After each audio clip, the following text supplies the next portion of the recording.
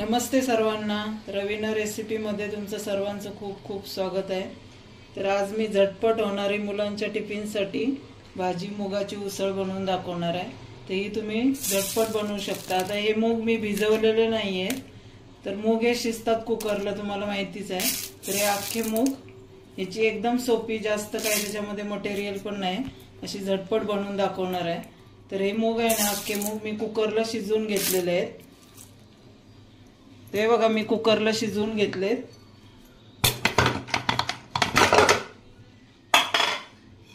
हे बघा शिजवून घेतलेले आहेत एकदम, आणि मूग हे लगेच शिजतात।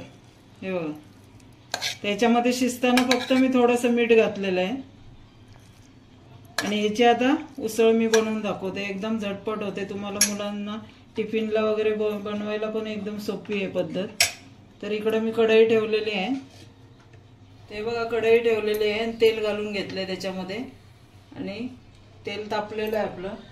तर आता मी फोडणी बघा काय काय देते। थोडंसं जिरं घालून घ्यायचं, मोहरी,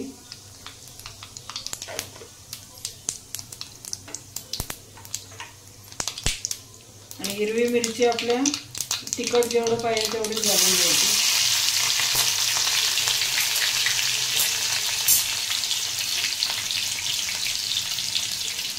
मिरची चांगली भाजली की त्याच्यामध्ये कांदा घालून घ्यायचा।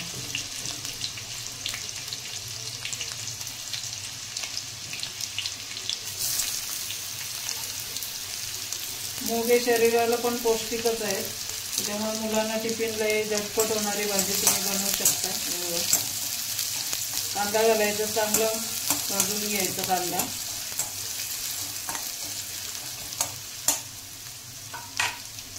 टोमॅटो वगैरे नाही वापरायचं त्याच्यामध्ये। ते बघा आपला कांदा आता भाजलेला आहे चांगला, त्याच्यामध्ये हळद घालून घ्यायची थोडी, आणि हे मूग घालून घ्यायचे।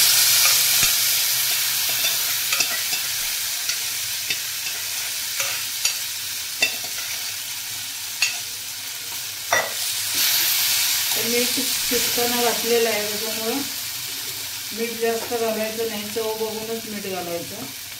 आणि याच्यामध्ये आपला कोणताही गरम मसाला, चिकन मसाला थोडासा घालून घ्यायचा, जास्त नाही।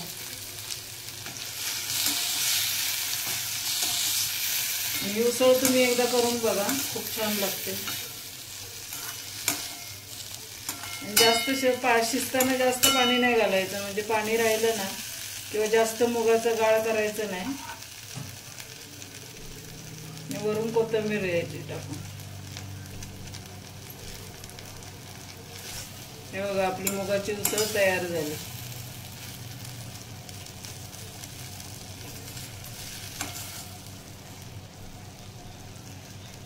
दोन मिनिटं याच्यावर झाकण ठेवायचं।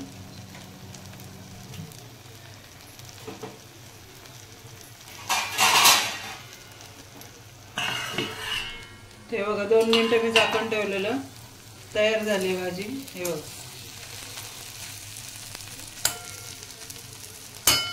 तुम्हाला ही रेसिपी कशी वाटली नक्की कमेंट्स मध्ये सांगा। माझ्या चॅनलला नवीन असाल तर सबस्क्राइब करायला विसरू नका, लाईक करा, शेअर करा।